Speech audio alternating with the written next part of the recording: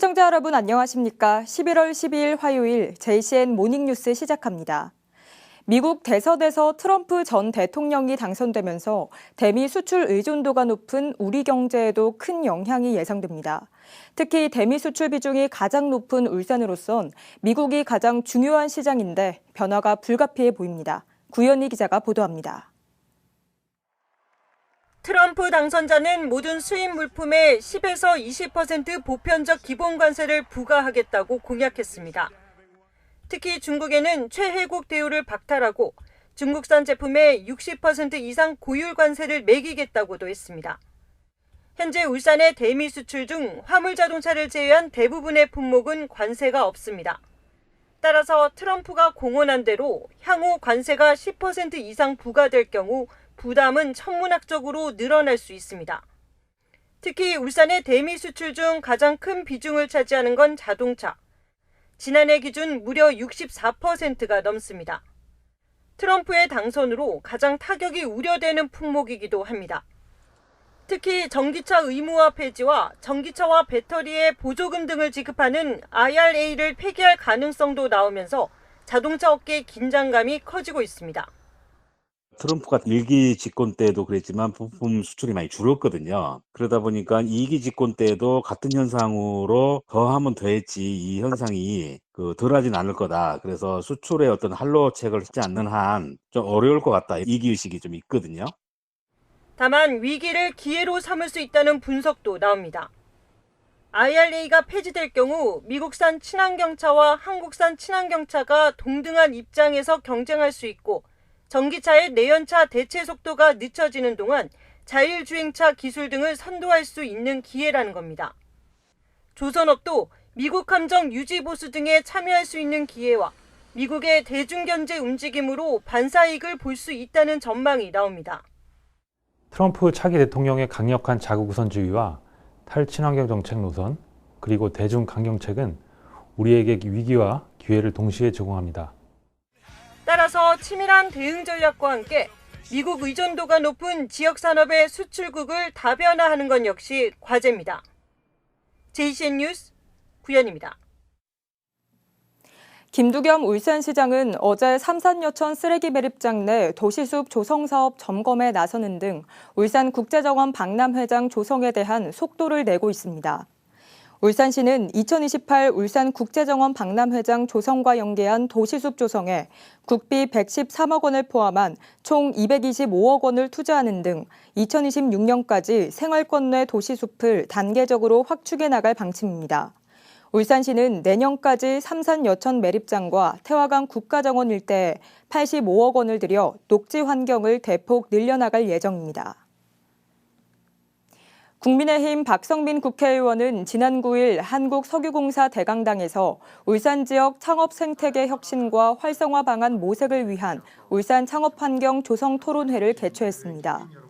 이날 토론회에서 박성민 의원은 주제 발표를 통해 울산의 미래 50년을 위한 창업환경 조성을 위한 방안으로 창업 벤처 인재 양성과 울산형 개방형 혁신 모델, 민관 산학이 함께하는 창업환경 거버넌스 구축 등을 제안했습니다.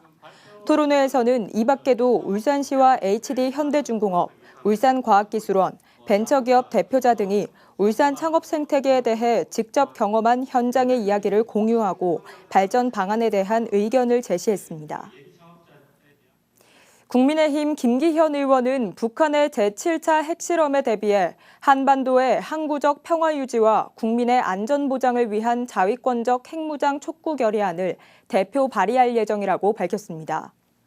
김 의원은 북한의 위협적인 핵도발에 맞서 우리 정부 또한 한반도의 항구적인 평화 유지와 국민의 안전을 보호하기 위한 자위권적 차원의 독자적인 핵무장의 필요성을 강조하고자 결의안을 발의하게 됐다고 설명했습니다. 독자적 핵무장 촉구 결의안에는 북한이 또다시 제7차 핵실험 또는 ICBM 발사 등의 위협적인 핵 무력 도발을 감행할 경우 대한민국 정부는 한반도의 평화 정착과 대한민국 국민의 안전을 보호하기 위해 자위권적 차원의 독자적인 핵무장을 대외에 선언할 것을 촉구한다는 내용이 담겼습니다. 2025학년도 대학 수학 능력 시험 문답지가 어제 울산시 교육청에 도착했습니다. 문답지는 철저한 경비 속에 별도의 장소에서 보관된 뒤 수능 당일인 오는 14일 새벽에 경찰 경호를 받아 각 시험장으로 운반될 계획입니다. 수험생 예비 소집은 오는 13일 진행되며 울산에선 올해 만 638명의 수험생이 수능에 응시할 예정입니다. 2025학년도 대학 수학 능력 시험이 이틀 앞으로 다가온 가운데 수능 한파는 없을 거란 관측이 나왔습니다. 기상청은 어제 올해 수능 예비 소집일과 수능일 모두 평년보다 4에서 8도가량 높은 기온을 보일 예정이라고 전망했습니다. 기상청 날씨누리 홈페이지에 접속하면 전국 1282개 시험장별 기상정보를 조회할 수 있습니다. 울산시가 2025년도 울산시 본예산을 총 5조 1,578억 원 규모로 편성하고 실회에 제출했습니다. 이번 예산안 규모는 정부의 긴축 예산 정책에도 5조 원을 넘겼다는 점에서 나름 선전했다는 평가가 나오지만 울산시는 아직 배가 고프다는 입장입니다. 내년도 울산시 예산안이 어떻게 짜여졌는지 전우수 기자가 보도합니다. 김득겸 울산시장이 2025년도 예산안에 대한 브리핑을 가졌습니다. 내년도 울산시 본예산 규모는 총 5조 1,578억 원, 지난해 본예산 4조 7,923억 원에 비해 7.6% 3,645억 원이 증가했습니다. 정부의 긴축 예산 편성 기조에도 불구하고 내년도 정부 예산에 역대 최대 규모인 2조 6,119억 원의 국가 예산을 확보하는 등의 성과에 힘입은 결과입니다. 하지만 김득겸 시장은 아직 배가 고프다며 아쉬워했습니다. 이제 5조라는 건 정말 배가 고픕니다. 불만도 사실은 많습니다. 그래서 이 부분은 어떻게 극복을 하고 어떻게 울산이 잘 되는 게 대한민국이 잘 된다고 말씀드리지 않습니까? 울산에 투자하고 정부에서 다른 시각으로 울산을 바라봐야. 울산시의 내년도 총예산의 분야별 편성 현황을 보면 복지 민생 분야가 1조 7,022억 원으로 가장 많고 다음으로 공공행정 1조 2,317억 원, 재난재해 안전 분야에 8,086억 원, 도시개발과 SOC에 5,243억 원, 이어 환경녹지 분야, 경제 미래 신산업 분야, 문화체육관광 분야 등의 순을 보였습니다. 울산시는 이번 예산 편성의 방향을 시민 행복의 꽃에 초점을 두고 분야별 예산의 방향을 꽃으로 비유해 이처롭습니다. 복지 민생 분야는 일편단심 민들레꽃으로, 환경녹지 분야는 봄의 시작을 알리는 개나리꽃으로, 도시개발과 SOC 예산은 열정 가득한 장미꽃으로, 이와 함께 재난재해 안전 분야는 방패꽃으로, 문화체육관광 예산은 시민 얼굴에 피는 웃음꽃으로 상징됐습니다. 꽃이 만발한 정원도시 울산을 위해 추진될 주요 사업들로는 어린이 부모 부담 경비 지원 94억 원, 2028년 울산국제정원 박람회 추진 131억 원, 울산 도시철도 1호선 건설 100억 원, 그리고 지역혁신 중심 대학 지원 체계 722억 원, 수소도시 조성에 168억 원 등이 투입됩니다.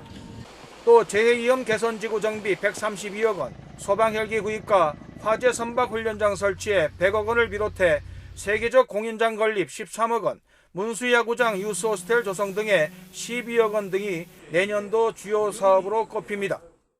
울산시 2025년도 예산안은 시의회에 제출돼 심의를 거쳐 오는 12월 16일 최종 확정될 예정입니다. JCN 뉴스 전우수입니다.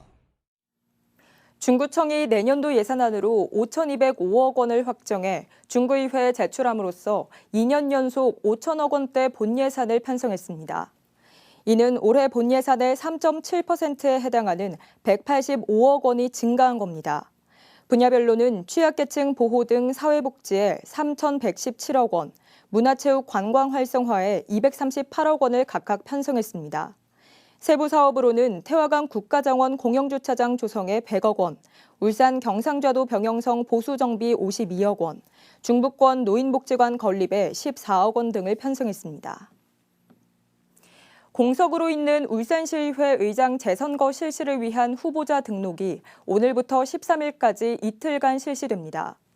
이번 후보자 등록은 의장 선출 과정에서 유무효표 논란으로 현재 공석으로 있는 시의회 의장 재선거를 위한 것으로 이틀간의 후보자 등록 이후 오는 18일 오전 11시 시의회 본회의장에서 투표가 실시됩니다. 현재 등록 예상 후보자로는 의장 선출 이후 법원의 판결로 의장 직무정지가 된 이성용 의원의 등록이 확실시되며 안수일 의원과 김기환 의원의 후보자 등록 여부가 최대 관심사로 떠오르고 있습니다. 울산시의회 행정사무감사가 어제도 계속된 가운데 강대길 의원은 갈수록 늘어가는 고층 건축물에 대비해 소방 고가차 확보가 시급하다고 지적했습니다. 또 방인섭 의원은 울산 야음 공공지원 민간 임대주택 지구를 해제해 울산 시민에게도 도시숲을 조성해 돌려줄 수 있는 방안 모색을 주문했고, 문석주 의원은 아직도 학교 화장실에 쪼그려 대소변을 보는 화변기가 30%나 달한다며 개선 대책을 주문했습니다. 권순용 의원은 지난 2020년 이후 현재까지 기관 신설에 연평균 187억 원이 투입되는 등 교육 재정 악화 요인이 되고 있다며 개선책을 주문했고, 김수종 의원은 노후학교 개축으로 인한 잦은 사업 변경으로 학생들의 학습권 침해가 심각하다며 개선책 마련을 촉구했습니다. 울산 중구의회 문희성 의원이 다운동과 태화동 일대에 파크골프장을 추가로 조성할 것을 중구청에 제안했습니다. 문 의원은 현재 중구 지역 파크골프 이용 동호인 수는 800여 명으로 추산되는 가운데 다운 2지구 등 중구 서부권의 인구가 유입되면 우정, 태화, 다운동을 중심으로 파크골프장을 추가 조성해야 한다고 지적했습니다. 중구청은 현재 2026년까지 18홀 규모의 실버파크 골프장 조성을 추진하고 있다며 중구 서부권 주민들의 이용 편의를 위해 파크 골프장을 추가로 확충하는 방안도 적극 검토하겠다고 말했습니다. 울주군이 영남알프스 완등 인증사업 참여 횟수를 기존 하루 최대 3봉에서 내년부터 월 최대 2봉으로 제한합니다. 울주군은 주말과 휴일, 연초에 등산객이 과도하게 붐비면서 교통 혼잡과 쓰레기 소음 문제, 안전사고 위험 등이 발생하고 있다며 완등 인증 횟수를 제한한다고 설명했습니다. 영남알프스 완등 인증 참여자는 11일 11시 기준 올해 46,405명, 누적 14만 1,946명으로 내년 사업은 1월 1일부터 11월 30일까지 진행될 예정입니다. 울산 북구 농소동에서 강동동을 연결하는 외곽 순환도로가 첫 삽을 떴습니다. 이 도로 건설 사업에는 사상 최대 규모인 6,300억 원이 투입됩니다. 이 도로의 서쪽 범서쪽으로는 동소를 연결하는 고속도로 공사도 곧 시작되는데요. 이 도로까지 개통되면 울산은 사통팔달 모두 연결될 전망입니다. 라경훈 기자가 보도합니다. 울산의 경부고속도로와 부산 울산 고속도로는 모두 서쪽에 위치해 있어 울산 시민들이 도심에서 고속도로로 진입하는 데 어려움을 겪고 있습니다. 이러한 교통 혼잡 문제를 해결하기 위해 울산시가 계획한 농소, 강동 간 도로 개설 사업. 사업은 지난 2019년 국가균형발전 프로젝트로 선정되고 정부로부터 예비 타당성 조사 면제까지 받았지만 설계 과정에서 사업비가 급증하자 추진에 어려움을 겪었습니다. 우여곡절 끝에 울산시는 울산 동서 지역을 연결하는 도로 개설 사업에 첫 삽을 떴습니다. 울산시는 도로 사업비 사상 최대 규모 6,300억 원을 투입해 북구 강동동에서 농소동을 잇는 도로 개설을 위한 기공식을 열었습니다. 이 사업을 통해 북구 농소 3동 가대에서 출발해 창평과 호계 등 농소 1동을 가로질러 강동동 산하교 입구까지 총 11.1km, 왕복 4차로 도로가 완성됩니다. 현재 북구 강동 IC에서 울산 외곽순환 고속도로까지 걸리는 시간은 평균 1시간. 도로가 개통되면 이동 시간이 약 3분의 1로 단축될 전망입니다. 또 2회로와 국도 7호선, 오토밸리로와도 연결돼 동서남북 교통량을 모두 분산하는 새로운 교통축이 될 것으로 기대되고 있습니다. 울산시의 지금 도로망을 보면은 주로 남북으로 연결된 도로가 많습니다. 이 농소강동도로는 동서를 연결합니다. 이 모든 간선도로하고 동서를 다 연결하게 돼서 주민들의 이동 편의가 크게 증진될 것으로 기대하고 있습니다. 2031년 하반기 완공을 목표로 하는 농소, 강동 도로 개선 사업. 울산의 교통지도를 바꿀 대규모 프로젝트가 시작됐습니다. JCN 뉴스 라경훈입니다. 울산 상공회의소가 울산공항이 도심공항으로서의 기능과 역할을 다할 수 있도록 국내선 노선을 증편해 줄 것을 정부에 건의했습니다. 울산상공회의소는 지난 8일 국토교통부 항공정책관을 직접 면담하고 울산공항 국내선 노선 증편을 요청하는 건의서를 전달했습니다. 울산상인은 성명을 통해 2010년 KTX 개통에 따라 국내선 항공편이 감축되면서 울산공항 기능 약화가 우려돼 정부에 노선 증편을 건의하게 됐다고 설명했습니다. 도시 환경을 개선하고 안전하고 밝은 정주 기반 확보를 목적으로 하는 약칭 셉테드 사업이 범죄 예방 등에 도움이 된다는 분석 결과가 나왔습니다. 울산연구원 변희룡 박사는 울산 도시환경 브리프 최근호에서 그동안 CCTV, 비상벨 설치 등의 환경정비 등 셉테드 사업이 범죄 발생 가능성을 낮추고 범죄에 대한 불안감 감소에 효과가 있는 것으로 나타났다고 밝혔습니다.